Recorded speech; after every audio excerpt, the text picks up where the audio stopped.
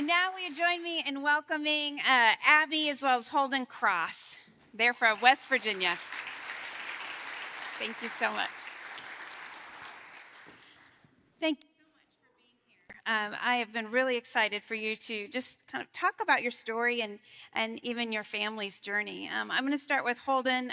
Just tell us a little bit about your daughter, Adaleia, and also about when she first encountered a boy in her locker room.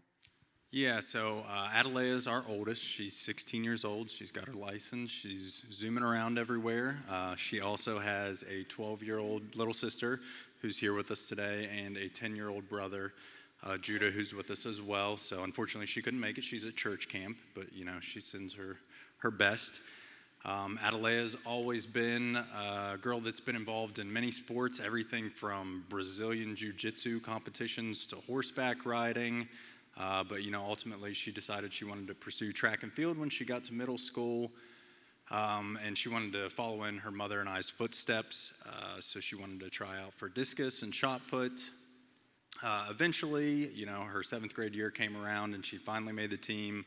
We were super excited for her. We went out and bought a shot put and a discus, and after I threw the discus right into our gutter after trying to show that I still have it. So we put many holes in the yard and stuff like that. But unfortunately, that excitement kind of quickly faded. I do want to caveat as I go through this story, as Abby and I go through this story, we're not up here to vilify the child that we're talking about, right? It's still a child. They're kind of a victim in this situation as well. Unfortunately, what society has pushed on them, their parents, but it is our story. It is what happened. So as I said, that excitement kind of quickly faded. We found out that there was going to be a boy competing on the track team against her, not only on the team, but in the exact same event she was in, shot put and discus. And not only that, he was going to be in the locker room with her, in her safe spaces, changing with them everything, that a girl really doesn't want a boy around for. And this was all very shocking to us because the school didn't even tell us. Nobody notified us. Nobody said anything to us at all, even though there was pending litigation out there to allow this student to compete. Wow. And Adley is about 13 years old when this is going on. So just to connect some of the dots on this, we talked about the Hecox case. We talked about what's called the BPJ case. The BPJ case is the West Virginia case that's before the U.S. Supreme Court. The boy that we're speaking about here is BPJ in that case. And again, want to emphasize all of the children are harmed by this ideology. All of them, including BPJ. And I think that will be very clear as you hear the story, but you will be hearing details that won't necessarily all be fleshed out in the Supreme Court briefing, but they are what's happening on the ground in West Virginia. And the story is not that unusual. It will be a little graphic, but I think that because it's not that unusual, you need to hear what's actually happening to these middle school, high school girls at very sensitive, important times in their lives. So Abby, will you just share a little bit about what happened when BPJ started entering and coming into the locker room with the girls? Yes, we were concerned at first, but felt isolated because no one was really talking about it. We later found out that when parents had addressed it with the school basically said, if your daughter's uncomfortable, she needs to find somewhere else to change. But we had been telling Adaleia to just change in a bathroom stall. It was really her 8th grade season when things started to get worse. She was coming home increasingly frustrated, telling us about mean and then sexually inappropriate things that this boy was saying to her.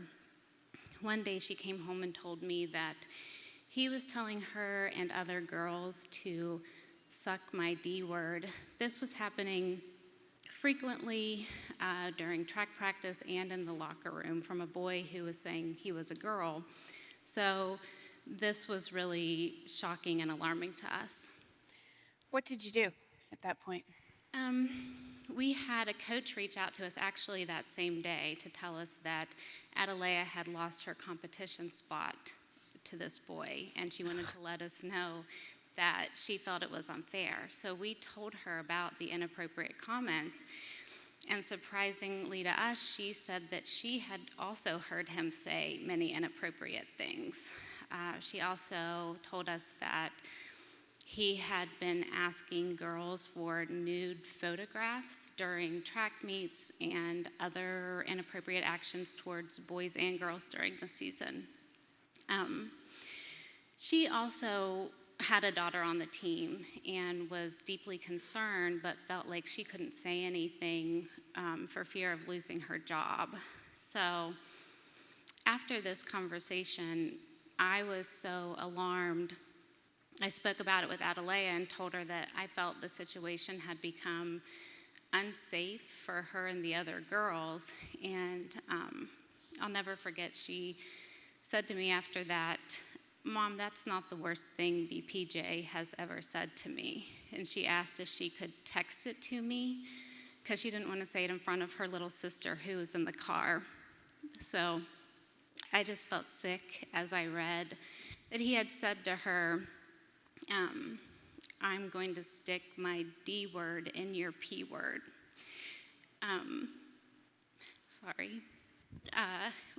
After we went home and discussed it, we found out that he was saying this to her multiple times, oftentimes walking up behind her and whispering it in her ear, sometimes saying, "or in your A word." So we were just heartbroken that she had been carrying around this sexual harassment. What did you do about it at that point? I mean, I can't even imagine. I mean, one, you're like filled with rage, just in wanting to protect your daughter and how this could happen. Two, your coach, which is a school official, is doing nothing because she's concerned about her job. And three, you're thinking at the same time, I'm sure, like, you don't want to isolate your daughter in this process either. Like, there's just so many things. So how did you process that, and what steps did you take at that point? Because now it's no longer about just a boy in a locker room who identifies as a girl, Yeah, although that would be enough. yeah. Holden and I knew we immediately needed to do something, so we called the school the next morning and asked to come in for a meeting. But the principal said they just wanted to talk on the phone, so we told them what happened. They said they take this very seriously and that they were going to conduct an investigation and ask Adaleia some questions. So I had full faith that they were going to do what they said and handle this appropriately. And Holden, I can only imagine how you're feeling as a father in this, but also something you've told me is that this is a small community too. So you know these people. And what happened with the investigation? And did they have more people than Adaleia to speak with? Yeah, so sadly, the school really didn't do anything. I mean, they started out by contacting Adaleia, bringing her into the office, where she gave them the names of 7 other individuals who had heard a lot of these inappropriate comments, as well as the track coach. So they sent Adaleia on her way and told her not to tell anybody about anything and that an investigation would be done. And then fast forward several weeks go by, the end of the school year comes, we hear absolutely nothing. We get no feedback, just nothing. It just goes away. And the school has a set of procedures that they're supposed to follow, right? When this goes on, Adaleia is supposed to be offered counseling, wasn't done. She's supposed to be offered a safe space from the student while the investigation's going on. It's supposed to conclude within 2 weeks. None of this happened. So eventually, thankfully, to the ADF, we were able to get in contact with a lawyer who reached out to the school for the findings. Then roughly another month later, we received a 3, maybe 4-sentence letter in the mail that said, "Sorry, we found no evidence of sexual harassment." Wow. And that was the gist of it. And you ended up filing a lawsuit that did result in a settlement, but at the same time, you can't undo what's been done. And I'm just wondering how you were feeling about it at the time, and even as she's still in the school. I felt hurt at first, but then furious. We were trying to protect our daughter, and I fully thought the school would do the same thing. But they just wanted to sweep it under the rug and act like Adaleia was the problem. Also, they should have been wanting to correct BPJ's bad behavior. So really, they were just failing every child involved. Right, right, absolutely. Um, I think many would ask, when Adelaide is being subjected to this, the school's not taking any action. Why didn't you just pull her from the school? We really considered pulling her from the school, but ultimately decided against it. Why should she be the one that's punished in this situation? Adelaia's a social butterfly. She's been with her same classmates since she was in kindergarten. She has many friends, is in several extracurriculars. And then not only that, our younger daughter is an excellent track athlete. And if this situation continues, she's going to be forced to share a locker room with this same biological male when she's a freshman and he's a senior. And we just couldn't stand by and let that happen. Yeah, and we also just felt like removing Adaleia from the situation wouldn't solve the situation. She was really the only one that had enough courage to speak out. We had other girls and families reach out to us and say they appreciated what we were doing and that they agreed, but they were too afraid to speak out. We had girls tell us that they would wear their track clothes to school all day to avoid changing in the locker room, or not use the restroom all day at school because they were fearful over this situation, and we didn't want to leave them vulnerable. Wow. And yet you have your own daughter in the midst of it who's trying to navigate this, and you're trying to parent her. How was Adelaide doing in the midst of this? How has she handled it, Holden? She's really strong. She's been tough throughout this, but obviously it's been very hard on her. Ultimately, she had to step away from track and field. We felt it was best for her safety. But she's still doing things to try and stand up and fight. Her and several of her classmates all got together and made Save Women's sports shirts that they all wore to school, and they wore to track meets and stuff like that. So she has a lot of support from the community. That's great. I'm glad to hear that. I do want to emphasize now, as BPJ has competed for a few years in the school, there have been, I think it is over 280 times that girls have been displaced in competition as a result of that, which is profoundly unfair to those girls. You also, though, with Adaleia, decided to take additional legal action, and we have been able to partner with you on that and represent her in those cases, including one that joined with multiple state attorneys general to challenge the Biden administration's rewrite of Title IX. And we just talk about how you came to that decision. Maybe, Abby, I know you were involved very much, and actually you were as well, but you had some conversations with Adaleia, and as the father, you had to make some tough decisions on whether to go into this as a family. Do you want to start? Yeah, so ultimately it came down to our faith in Jesus. We knew it was the right thing to do, and we just wanted to follow through with continuing to do the right thing and contending with truth as the theme of this goes on.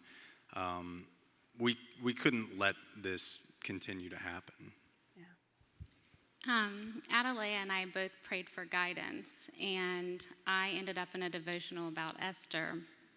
I'll never forget the next day she came home from youth and said, "Well, Mom, we have to do this. Our lesson was in Esther too."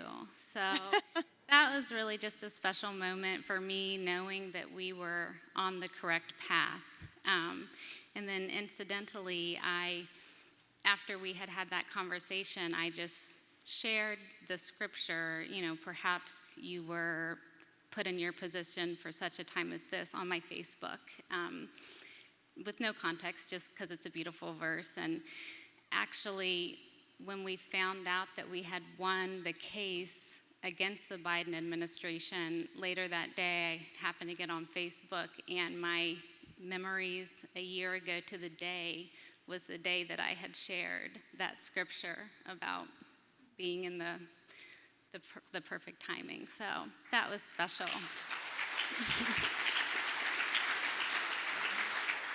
But Thank you.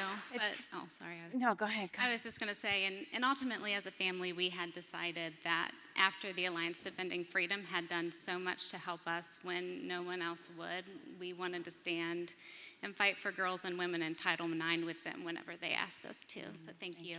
Oh, it's our privilege. And you can see just how the Lord shows us his love in those little moments as well to remind us that, yes, I see you.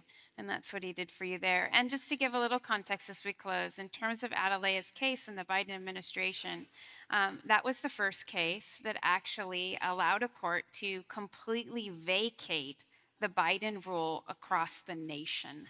So it didn't just have an impact in one state.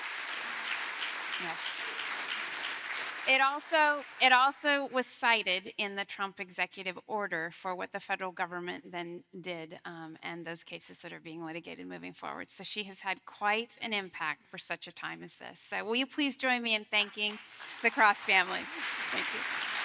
Thank you. Thank you.